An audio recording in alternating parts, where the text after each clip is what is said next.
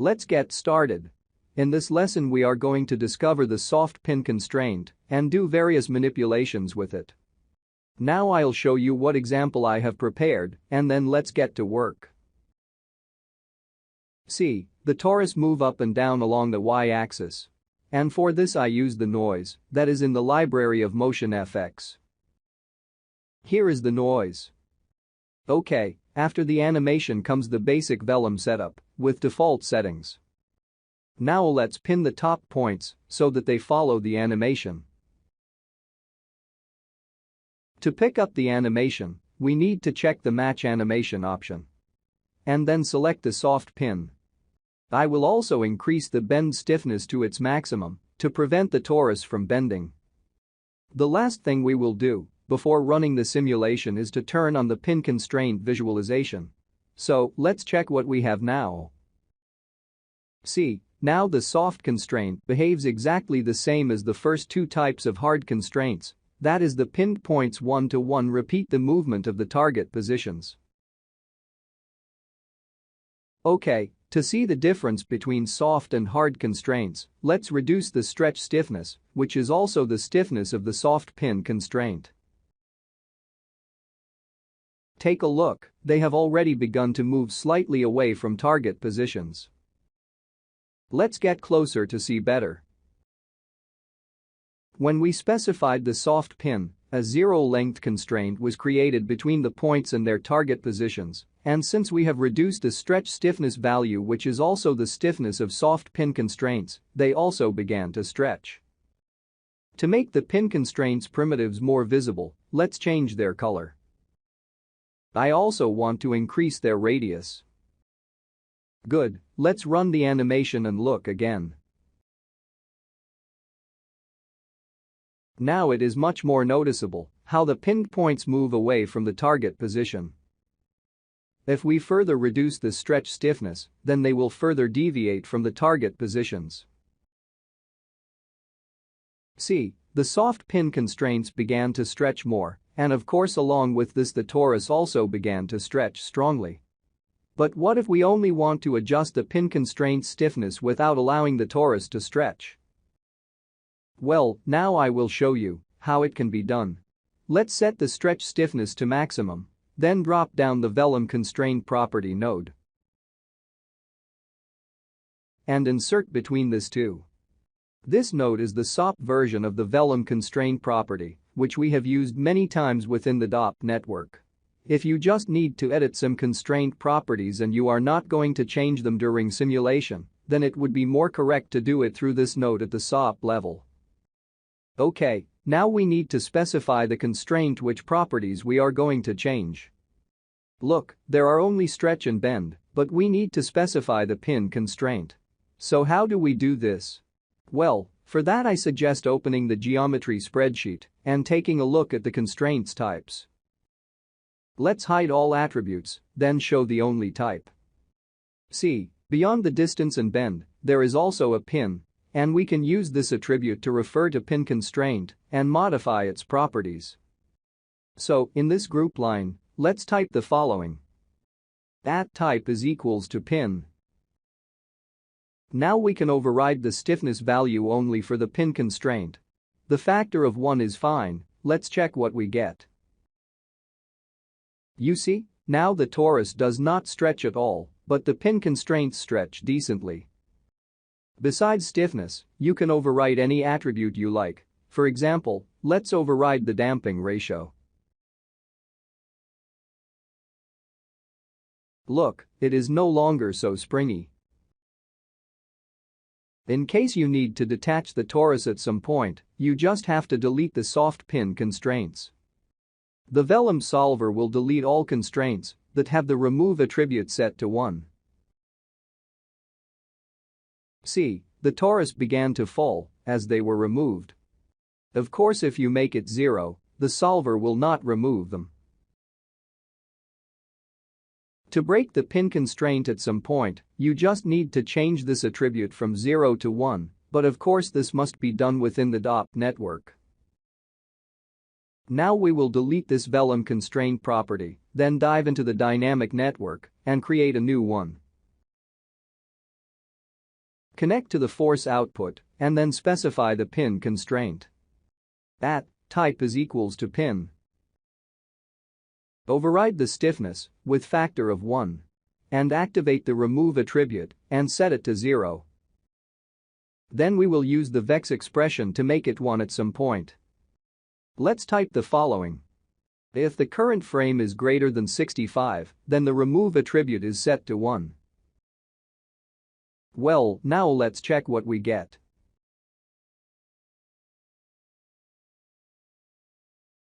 You see, after frame 65, the constraint is removed.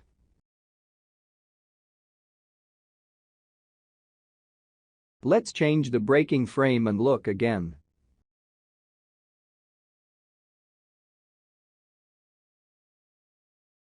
That's it, let's move on. Now I want to show you one problem that you will face if you manipulate the properties of the pin constraints in this way.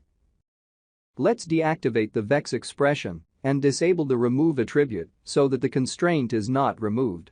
Then go to the constraint properties, turn on the plasticity, and see what happens. As you can see, plasticity also affected the pin constraints because all the attributes that we haven't overridden will still inherit the stretch constraint properties. It turns out that you need to override all common pin constraint properties so that this does not happen. Now the plasticity will not affect pin constraints as we override the plasticity properties. Well, so as not to take these extra steps every time, you can simply create a separate pin to target constraint which will not inherit the distance constraint properties. Drop down the Vellum constraint node. Insert between these two. Then make it the pin to target constraint. So, before we specify the points we want to pin, let's go back to the cloth constraint and remove all previous pins. As well as disable the plasticity, since we don't need it anymore. See, until we have specified any points for the pin to target constraint, it pinned them all. Let's pin the same top points again.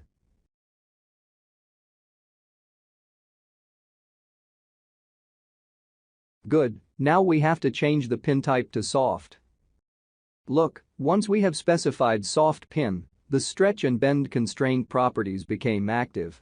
The bend constraint only affects the orientation and we will study the orientation pin types when we deal with hair constraint. So for now I will just turn it off. Now let's reduce the stiffness, check match animation option, and see what we got. As you can see, we got the same result, but now the soft pin constraint has its own properties and does not depend on distance constraint. It turns out, we can output a group for the pin constraint and use it inside the DOP network to modify its properties. So, let's dive into the DOP and then create the Vellum constraint property node. Connect to the force output, then specify the group that we created for pin constraint. Everything else is the same. The only difference is that now the pin constraint does not inherit the cloth distance constraint properties. So, let's check what we get. That's it, after frame 60, the pin constraints are removed. Well, let's move on. Now I want to show you another interesting method to break them. Let's delete this, then get out of the DOP network and look at the pin to target constraint properties. See, there is a section for breaking constraints. When this option is enabled, the constraint primitives can be removed by the solver when sufficient deformation or stress is applied. Here you can specify the attribute that the solver should use as a trigger to remove primitives. And this is the threshold after which the break will occur. Now let's set 0.8 for the threshold and see what we get. You see, as soon as the stretch stress exceeds a given threshold, the pin constraint is removed. Okay, let's increase the threshold a little and check again. Now the pin constraint is removed a little later. The constraint primitives are removed at the same time because the stretch stress value is the same for each primitive. Now let's pin more points so that the stretch stress is unevenly distributed between the primitives and they are not removed at the same time. Since they have become more, the stretch stress in each of them has decreased, so the threshold should be lowered.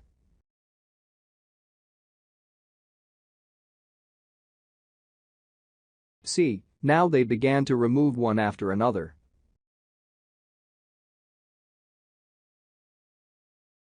Okay, let's increase the threshold a little so that they don't remove so quickly.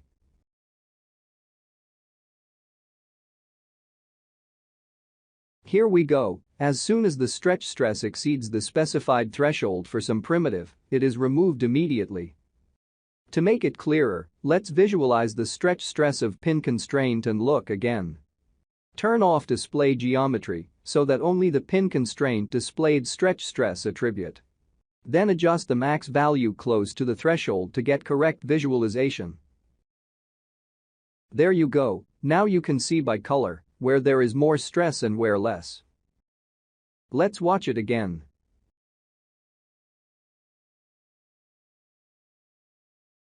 Okay, we can move on. See, in addition to stress you can also use stretch distance and ratio. If necessary, you can use custom point attribute to vary threshold values. And they can also be animated using the Vellum constraint property node. Here they are, the break threshold and the break type. Okay, let's go ahead.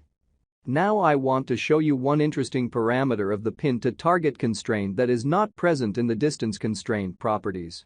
It is a velocity blend parameter that can be useful to you quite often. To demonstrate this parameter, I also prepared a separate example file. Let's switch there. Okay, let me quickly show you what example file I have prepared. I just use a bend deformer to bend the plane back and forth and animate the angle with motion FX wave. Then I created a mask which we will be using soon to scale the velocity blend parameter. The range of mask is from 0 to 1. I just use the relative to the bounding box information along the y-axis. Okay, let's turn off the mask visualization for now. Then comes the basic Vellum setup with default settings. Let's play and see. It just falls under the influence of gravity. Now let's create a pin to target constraint to attach the cloth to the animated geometry. Select from here the pin to target, then specify it as a soft type and check the match animation. As for the orientation, just turn it off. See, now absolutely all points are attached to the target geometry. That is, if we now run the simulation, they should follow the target geometry. Here we go, the cloth follows it completely. So now let's use the mask to scale the stiffness of the soft pin constraint. Well, let's see what has changed. You see, the tip of the cloth already freely dangles because there the stiffness of the pin constraint is closer to 0. Let's scale down the mask attribute to give the cloth more freedom. As you have already noticed, the cloth's tip got a lot more freedom, but I want to make it even more. So let's scale down further.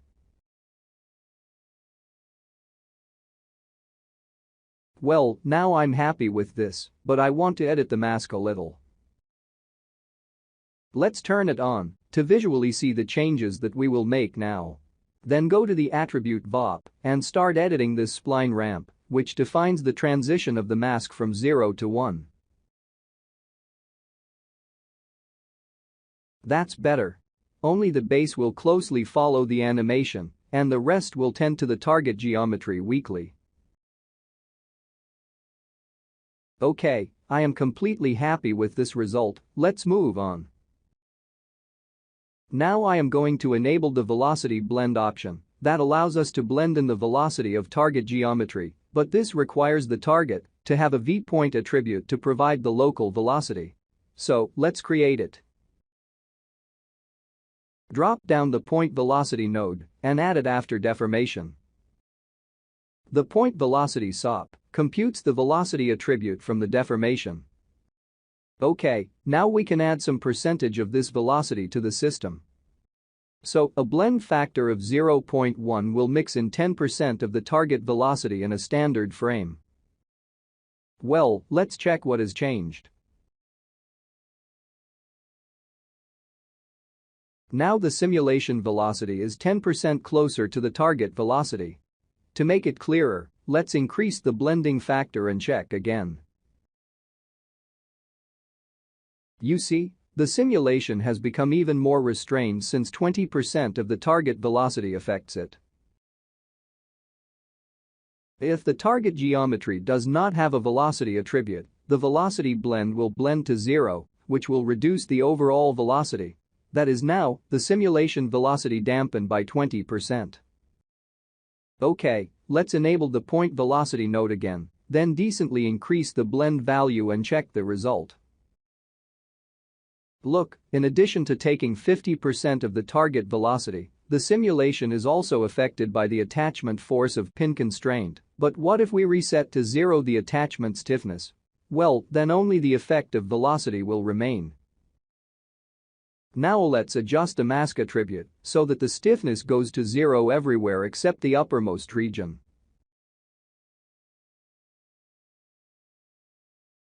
That's it. The soft pin attachment force will only act in the red region. Okay, let's check what we got. You see, the simulation is only affected by the velocity of the target geometry, and therefore it has become very similar to the target animation. Good, now I propose to distort the velocity vectors of target geometry by adding noise to them and see what happens.